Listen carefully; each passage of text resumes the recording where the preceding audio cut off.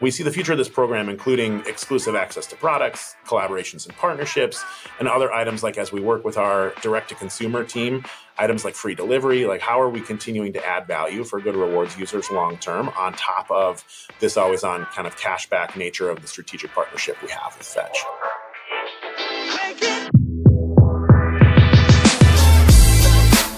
You're listening to Retail Remix, your inside access to candid conversations with the people shaping retail's future. Here's your host, Alicia Esposito. What does the future of loyalty programs look like? Is it still the same old points, rewards, incentives, or is it a little bit more meaningful? Is it data-driven, rooted in experiences, context, and even content? Based on my conversation with Casey Glazer of General Mills and Anne Hill of Fetch, it seems like a little bit of both.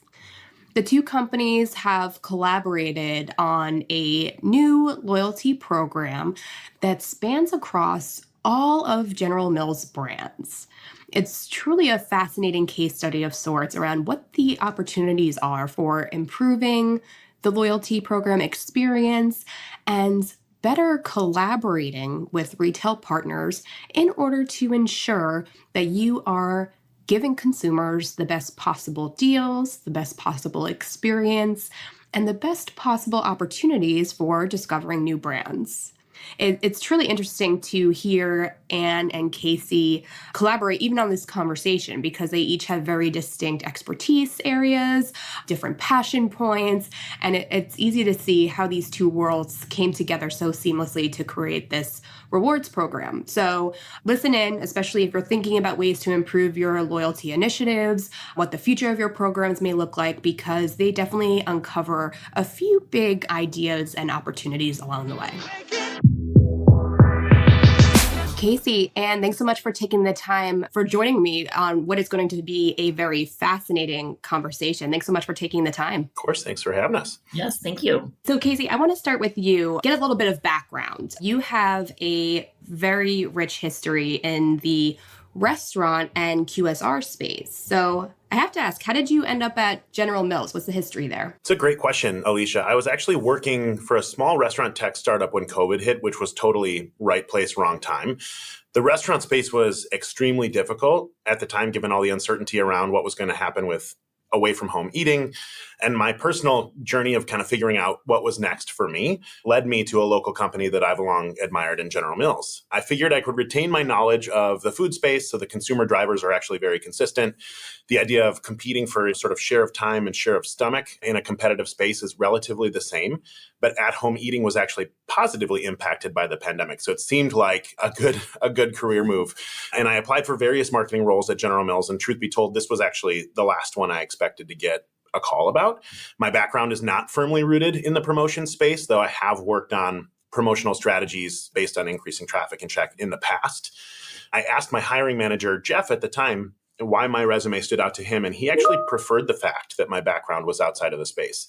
It's a space that needed fresh thinking, not only at General Mills, but in the industry at large. And he was looking for someone to come in, ask questions, and push for change, and that I said I could.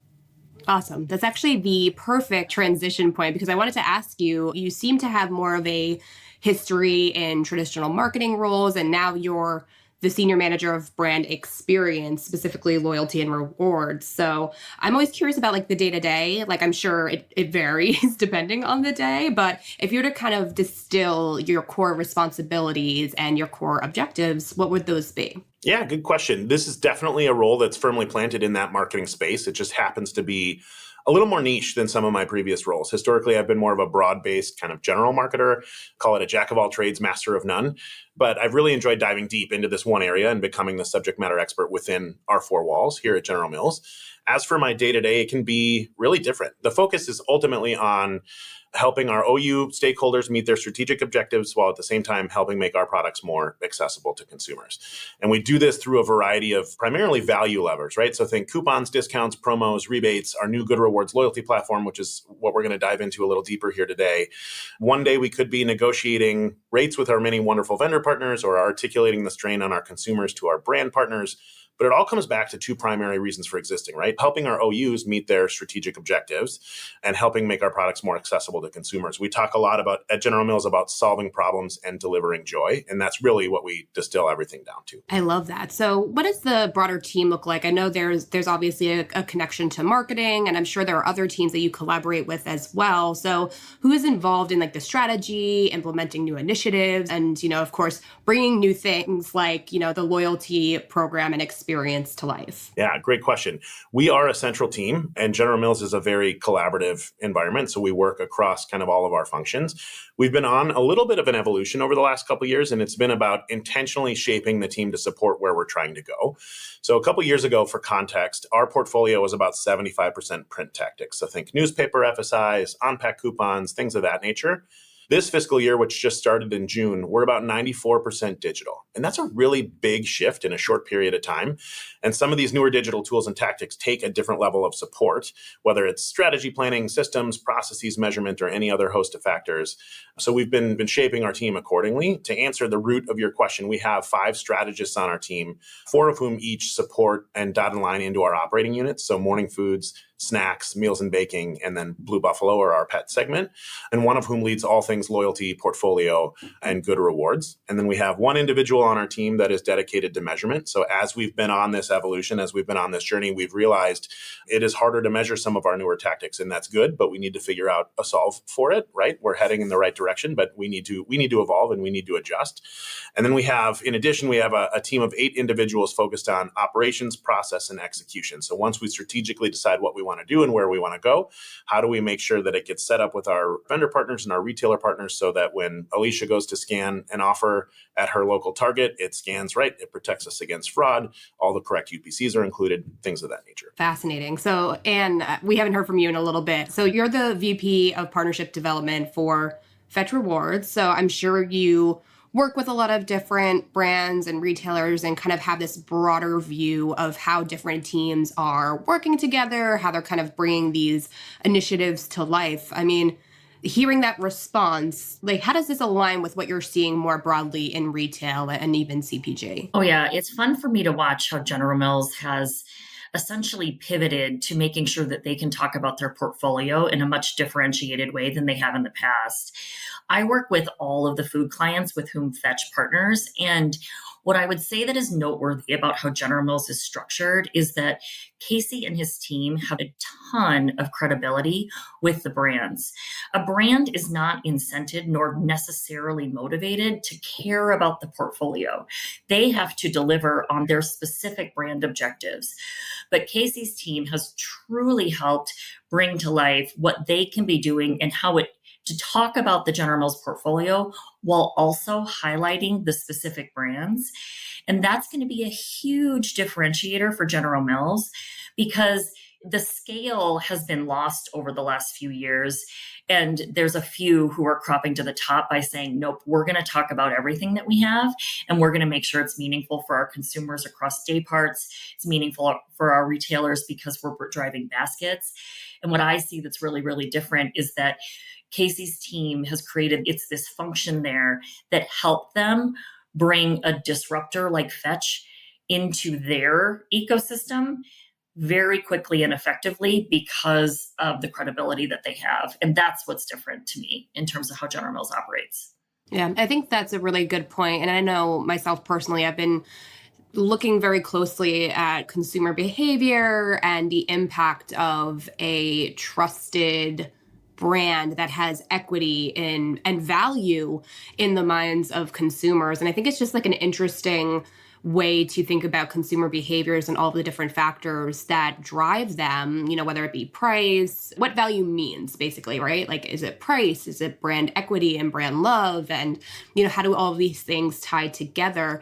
And I think that point ties in really nicely, Casey, to when I was researching for this conversation, what really stood out to me, on your LinkedIn profile is that you were talking about mutual value. And that's value, of course, for General Mills, retail customers, as well as consumers who are buying the product, which, Anne, you were making a connection to. I have to ask, though, that's great. And mutual value is good and should be, I think, the North Star for any brand.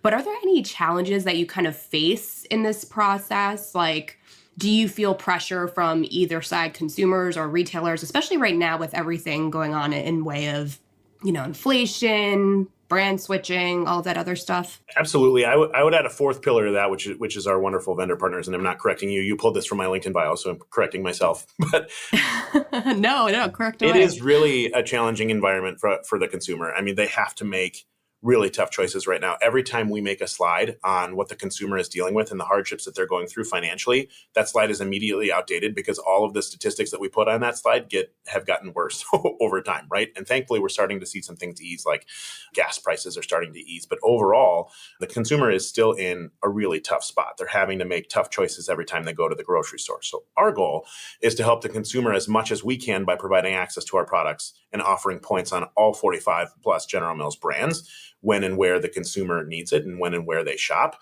whether they want to scan a physical receipt or scan an e-receipt, whatever's easiest for them. The whole goal is to make this easy for the consumer to save.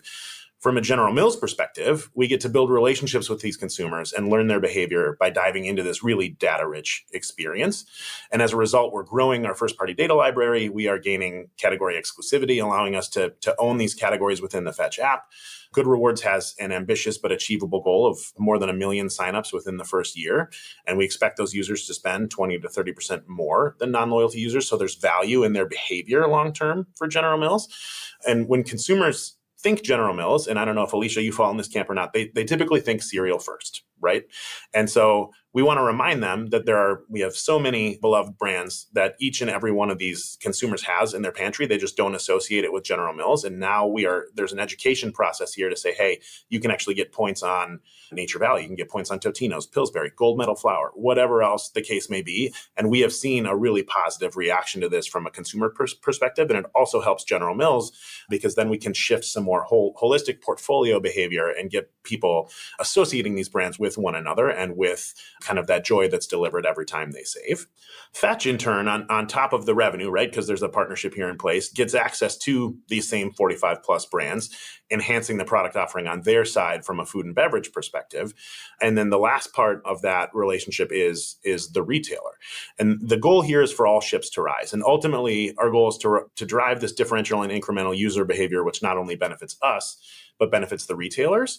And we're learning the power. I mean, we've been partnering with Fetch for a couple of years, but we're from a full portfolio perspective, we're still learning kind of the power of these consumers through some of our activations. For example, we ran a Pillsbury offer that featured a recipe. It was a simple 4-ingredient recipe for Pillsbury pizza. So it was Pillsbury crescents, mozzarella cheese, pizza sauce, and pepperoni. And the points were given out only for the Pillsbury product. However, we witnessed that a staggering 36% of our brand buyers that engaged with this program purchased all 4 ingredients. So then we have a compelling story for our retailers, right? These are engaged consumers. We can show that our promotions are driving basket size beyond General Mills products, which is a big deal for our retailers. And lastly, we have all of this consumer data we're collecting, and it's helping us paint a picture for our retailers on what the consumer behavior is outside of their 4 walls, because they have more data than we'll ever know what to do with or that we'll ever have on what happens within their 4 walls.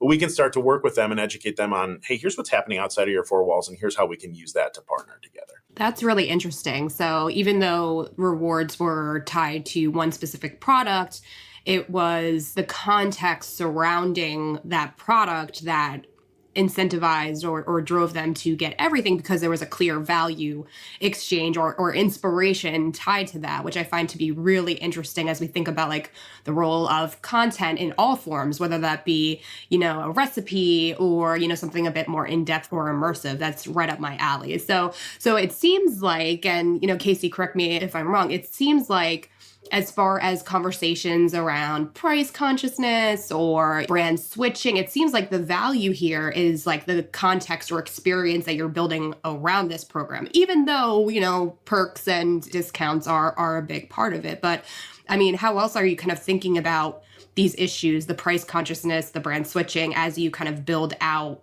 and optimize this program? It's a great question. We have conversations like this a lot, as you can imagine, within our 4 walls. And since the start of COVID, one of the number one questions we've gotten is supply chain has continued to be a challenge across all of our brands. And thankfully, General Mills has fared better than some companies, better than some brands through some of those kind of turbulent waters, right? But the question you get is, why would I sell any of my products on a discount when I can't keep the products I have on the shelf, right? And so there's been an education process here for us to say, hey, we've done the research. We know that value consumers they spend more when they shop, they visit more frequently. So overall, they're a higher value consumer for General Mills. We also know they're more fickle. So we know they are more likely to switch when times get tough. And so the conversation around brand switching has been very important right now. We know consumers switch brands, especially at the price points at which we play. We know that they do it commonly. They switch to private label. They also switch to other brands. We also know that when things right size from an economic perspective, a lot of those consumers come back. What we've been trying to educate people internally is you're never going to get 100% of those people back.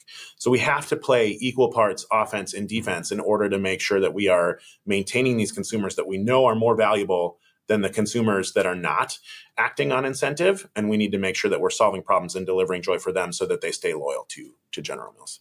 Awesome. So, Anne, what else are you seeing as far as challenges, priorities? Like, what are the pressure points? Is it pretty consistent with what Casey said? It is. I would say inflation is the most evergreen topic that I have with all of the brands with whom I engage today. And I think there's record pricing has been taken, right, over the last year and a half. We can all see it. And it's just starting to truly impact the trips, the units now. Brands are not going to take pricing only to then trade it all back, right? And I think there's this inherent acceptance that trade is inefficient, but nobody really knows what to do about it. But what I'm proud of what we've built together with General Mills is that we're making the pricing personalized. If the three of us were sitting across from each other at lunch, we would have different offers for cereal based on what we buy. And that means that what we can do is do something different for the brand buyers, do something different for the switchers, do something different for the competitive buyers. It really, really makes it more efficient for our partners, but ultimately is delivering on what the consumer wants and needs to ensure that we're helping them buy that brand. So there's an efficiency play as well as an effectiveness play here because pricing was taken for a reason. And so we want to make sure that our partners realize what they need to keep going and building more capacity and all those things that they need to do. But at the same time, we're making sure that we are designing these cohorts of consumers or creating these cohorts of consumers, again, based on their purchase behavior, which enables us to truly, truly deliver on what we hold high as our North Star is a very positive consumer experience within the Fetch app. That's great. So with that, I mean, let's dig into the nitty-gritty details of this new initiative, because Casey, I think you've shared a little bit of background, a little bit of context, but is there anything as far as, the customer experience with the program, what other elements include? I mean, anything that we've missed thus far that you think will paint a more detailed picture of the program and its benefits? I think that's a great question, Alicia. We have talked a little bit about it, that Good Rewards is a loyalty program designed to help families stretch their dollar and have fun at the same time. And it allows us to build that education, awareness, and ultimately loyalty to the brands, the many brands within our portfolio. So the primary premise is we reward users for their behavior with any of our brands. So they get points back on all General Mills products.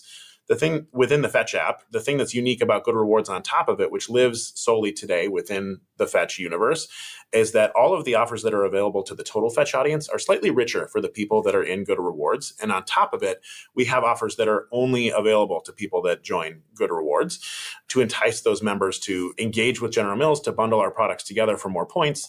We've been highlighting seasonal and new items like fall flavors. We've got a Halloween program coming up. We're having a ton of fun with it. In exchange, consumers earn points that they can cash in for gift cards. And we see this value, the simple value exchange, to your point, right now when people need it, is extremely compelling for consumers. In the future, we see the future of this program, including exclusive access to products, collaborations and partnerships, and other items like, as we work with our direct-to-consumer team, items like free delivery. Like, how are we continuing to add value for Good Rewards users long-term on top of this always-on kind of cashback nature of the strategic partnership we have with Fetch? I love that. I always love examples of loyalty programs that aren't just a transactional exchange. It ties to some sort of unique value or experience experience or content benefits. I feel like there are so many creative opportunities, especially for a company like General Mills, right? Because it ties to everyday life, right? Like there are so many ways you can find inspiration, so many ways that you can essentially use the products to live your life, which is very exciting and I'm sure gives your team a lot to work with. So, I mean, did you conduct any audience research or testing to finalize what elements to include in the beginning? And I guess what role will data play in the future, right? Because I'm sure there will be a process of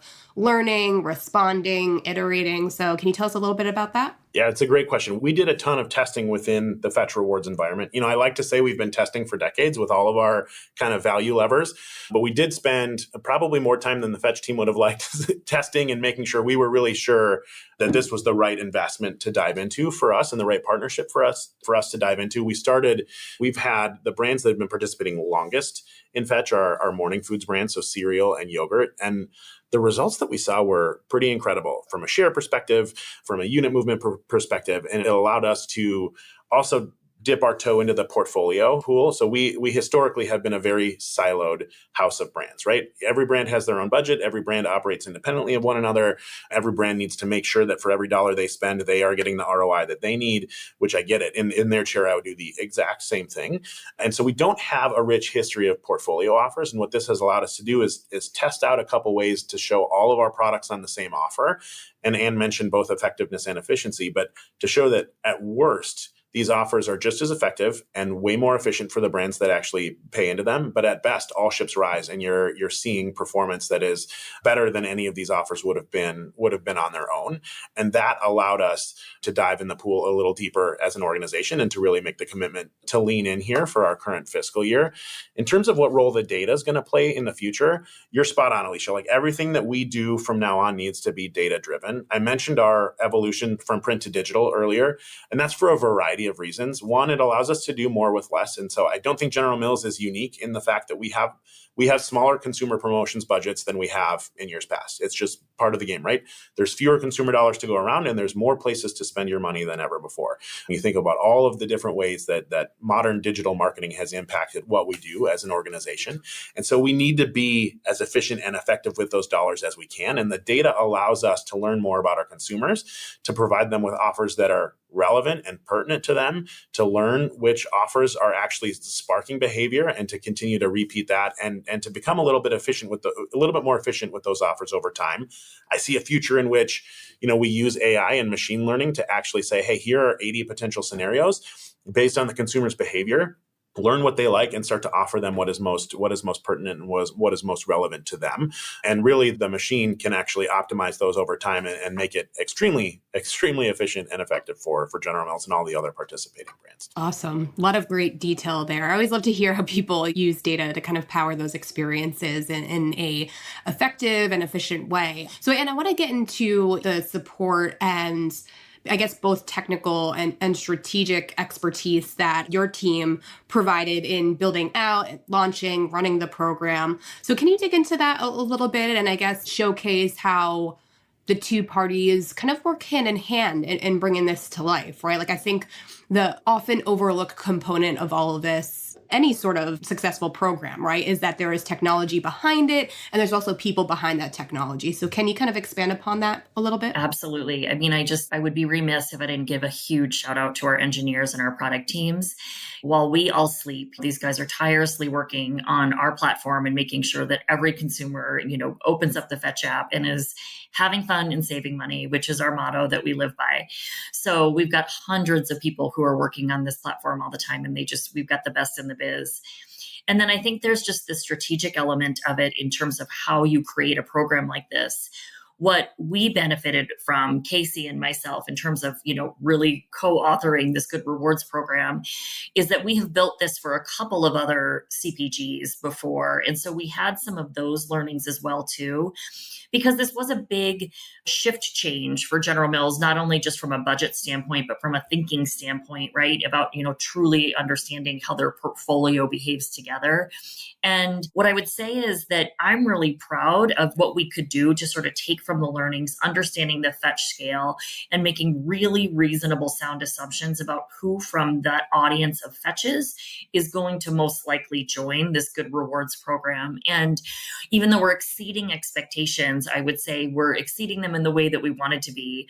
And what we're finding is that these users are growing faster. They're joining faster than we thought. But the most exciting thing is just they're spending more on General Mills brands than we thought. And that is the outcome I wanted for my partners. And we know that we're delighting the consumers who are really getting excited and their eyes open to the different ways they could be combining these brands together. So it was very mathematical. The fun only came after the fact, right? But we really, really built this plan from the bottoms up. And again, shout out to the engineers who make the Fetch platform tick every single day. Amazing. I always love to hear how the different teams work and how the magic happens, so to speak. So I do want to kind of get into the retail side of things. Obviously, a lot of our audience are retailers, are grocers.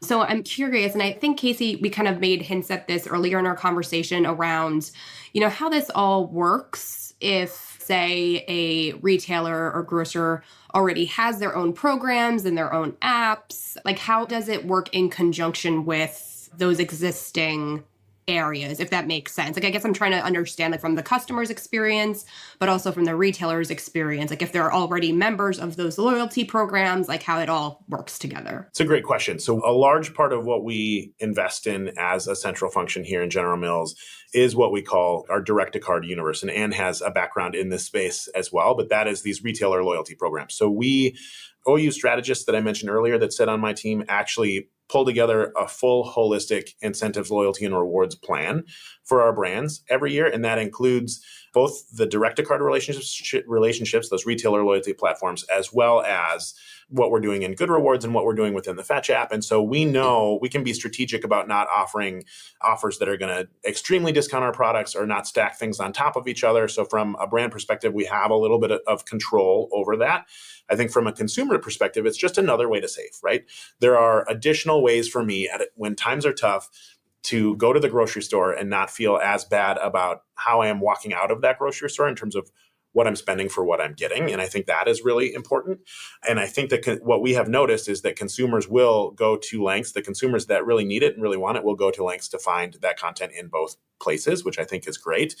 There's a long, storied conversation around stacking within our industry. And I think I have a relatively unpopular opinion on it, which is I could care less about it. And we are, I say that in jest, we are working on making sure we are doing what we can to make sure our offers don't stack on top of each other. However, our goals are share-based, are penetration-based, our goals to get Cheerios, for example, on the consumer shelf. And I don't know that it concerns me terribly if there is a consumer that uses two offers to get that box of cereal there. But I know, again, that's not an extremely popular opinion in the space. From a retailer perspective, I did share a little bit earlier about how there is benefit to the retailer here in terms of knowledge about what their consumer is doing outside of their four walls, about, hey, we're driving increased trips. We're driving increased spend per trip. We're driving spend outside of the General Mills products within your basket. There are some really good stories to tell here.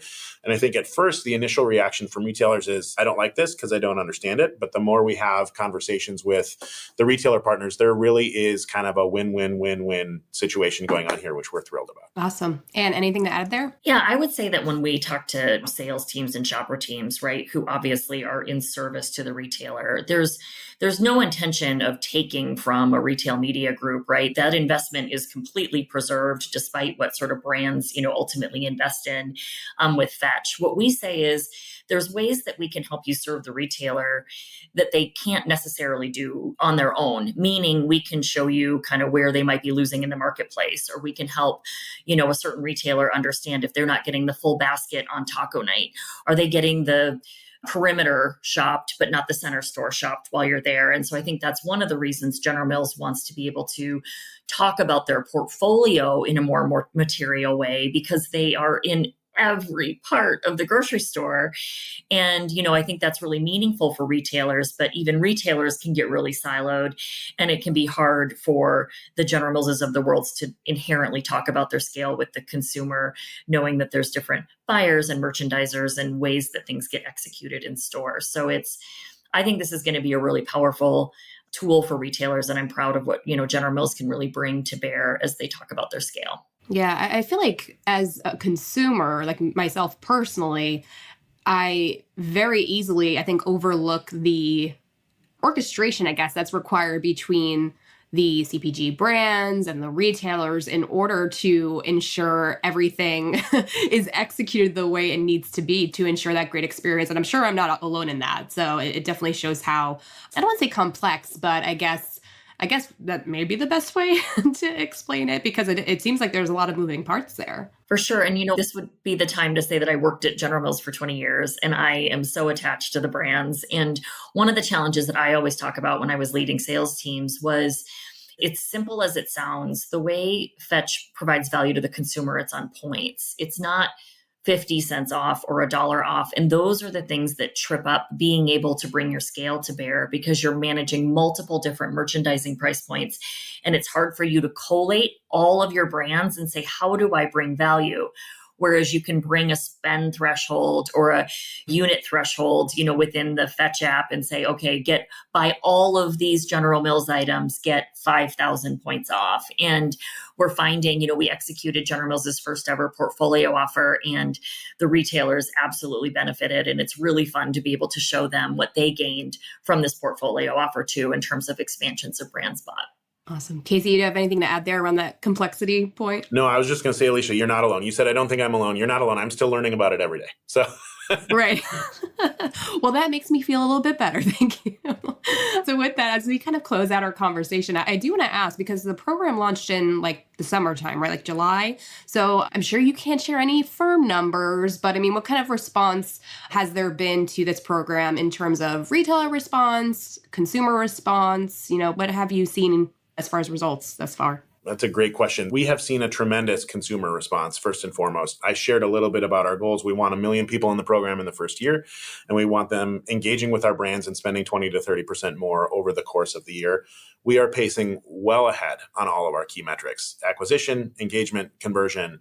We are, to your point, I can't share exact numbers, but we are going to hit those numbers, the acquisition numbers specifically, well in advance of where we thought we were going to hit them. And we're really excited about what that means for us moving forward and the amount of data we're collecting and everything like that. From a retailer perspective, I think we dove into this a little bit. There's been kind of mixed reaction, but I think it's largely been an education component, right? And we're excited to see the retailers that we are having more engaging conversations with around this partnership and around this loyalty program. They're really starting to get excited about what this could become in terms of our partnership with them over the course of time as well. Awesome. So is there a big promotional push for you guys on the horizon in order to hit those goals? Or how are you kind of getting that acquisition and engagement going with the experience? Yeah, no, it's a great question. We're sitting in a place that is a relatively comfortable place for a marketer to be sitting in, the fact that we're ahead of our goals. And so in terms of what we did, Alicia, is we budgeted for a certain amount of activity and activation within the app. And so we have plans, we have tactics we are ready to deploy. We're not at a place where we need to do those yet. And part of that is because of our decision to partner with someone like Fetch Rewards, who has a built-in audience of 17 million monthly active users that we can message within their platform. And so we haven't yet needed to rely on a ton of external marketing. We do have for the future some plans in place. So there are big plans to expand our marketing efforts soon, including but not limited to engaging all of the brands that actually play within the space to use their own channels to continue to communicate the value of good rewards as well. But this partnership with Fetch from a speed to market and from an acquisition perspective has met and exceeded all of our expectations on that front. Love to hear that. And then have you learned anything new about your consumers? Like, I know obviously we talked about data, the role of it, and iterating and improving the experience. Anything notable that you've learned in terms of their behaviors? I know there was that interesting point around the recipes and, you get the one product, but you buy everything else. But any other nuggets like that you think are worth sharing? Yeah, great question. Some of what we've learned has been kind of confirming our suspicions around the need for value in the space today. We've also learned a lot about our consumers. And keep in mind, this has only been live for 2 months, but we're learning how they shop, what's important to them, how we can solve problems and deliver joy in their lives on a daily basis, what brands of ours they buy together, which is, I think, been a little surprising to us versus what we would have assumed going in. And candidly, we're also learning how much education is needed to inform our consumers about the breadth of the General Mills portfolio. So we've long been, as I mentioned, a house of brands, and there isn't a natural connection between Big G cereals and Gardettos, right? And so we have been educating the consumer. It's been exciting to watch their excitement as they learn, as they put this together and they learn what all they can benefit from in the same transaction. But we know we have a ways to go from an education perspective, and that's been a big learning for us along the way as well. Well, this has been a jam-packed conversation, and I appreciate the different perspectives as our audience thinks about the future of loyalty, what their programs can and should look like. It's a really interesting conversation I think brands can have internally, and of course there is opportunity for innovation and collaboration there. So I think it's only appropriate that we close out the conversation by, asking you both about any lessons, any words of wisdom, recommendations, because this will be coming out around, or right before the holiday season. So holiday specific or just for 2023. Any advice that you would share with our listeners right now around how to improve their loyalty initiatives? Yeah, thank you. First of all, I'm flattered that you asked that. We're 2 months in, so I don't consider myself an expert in loyalty in the space, but I'm happy to provide kind of our moment in time reflections from our lived experience, right? So I would say, as you're thinking about this, a couple things. One, don't rest on your laurels. I think it's really easy to get complacent in this space. And I say that from our lived experience, right? From a company that's been around for 155 years that has realized we need to adapt, right? We need to change. We need to optimize after several years of running the same coupons on the same brands. The question becomes why, and are they working hard for us, right? The response has been nothing short of amazing, and we know it's only the beginning. I would also say experiment, listen to the data. It's okay to fail. I think oftentimes we, especially at big companies, we put so much time and energy into how are we going to do this so that it doesn't fail? How are we going to do this so that we get XX ROI? Where in that time, we could have spent less money, if you think about it, actually running an offer and learning from it, whether or not it's successful. So act quickly, fail quickly, adapt and optimize. And then consumers like to be surprised. So I think one of our goals over time is to make sure we don't fall back into that trap, even though we're in a new vehicle, a new medium. We don't want to just say, hey, next year we're going to run the same offers because they worked last year. The consumers like something different. They like to be surprised, and that's going to be what spurs their engagement long term. Love that. Don't fall into the same traps. Anne, how about you? Yeah, I would say when you root everything in really powerful, complex data, I think you're going to always do right by the consumer. We know they want value, right? And we know that value can be defined very differently for every single consumer. Some want exciting recipe content. Some need price, right? Some need inspiration. There's a lot of different things. And what we're excited about is what we're learning together. It's the 2-month birthday of Good Rewards today. And it's amazing to me what we've already learned about how we can even be engaging with the consumers just within Good Rewards differently now as we continue to learn what makes them happy. What do we do that delights them? What do they not necessarily engage with? So we say, we're not going to give you that offer again. That didn't mean anything to you. So the data is extremely powerful, and it helps, it really, really helps both General Mills and Fetch engage with their consumers the way that they want to be engaged with. And that's what's going to make someone loyal. Love it. Well, thank you both so much for taking the time out to chat with me today. It seems like you have a very good back and forth, a good relationship, and that definitely came through in our conversation today. So thank you both so much for chatting with me today. Fantastic. Thanks for having us. It was a pleasure. Thanks a lot, Alicia. And to all of you, if you have any follow-up questions for us after listening to this conversation, you likely will. What we'll do is on Twitter and on LinkedIn, we'll be sure to keep the conversation going. And on LinkedIn especially, we'll tag Anne and Casey. That way, if you have any questions for them, we can keep that conversation going. And of course, we always love to hear from our listeners around what conversations they liked, how we can add to those conversations at a later date. So definitely do drop us a line on social media or leave us a rating or review on your preferred podcast player. We will follow up with you and, of course, pick your brain for further ideas. And of course, shameless plug, if you haven't subscribed to the show already, please do. We have weekly conversations with folks like Anne and Casey, analysts, practitioners, experts, influencers every week. So if you subscribe, you get it delivered right to your device as soon as they're available. But that's it for now, everyone. Thank you again so much for digging into all things loyalty with us. We will see you next time. Take care. Thanks for listening to this episode of Retail Remix. Be sure to subscribe so you never miss an episode. You can find us on your favorite podcast player. Until next time, keep mixing it up.